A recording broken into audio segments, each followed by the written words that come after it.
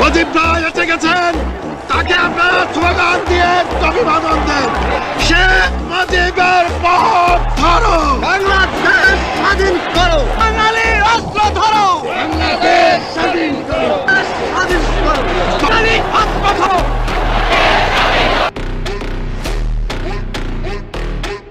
আপনারা আমাদের ভাই আওয়ামী লীগের নেতৃত্বে সংগ্রাম পরিষদ গড়ে তোলো এবং তোমাদের যা কিছু আছে তাই নিয়ে প্রস্তুত থাকো।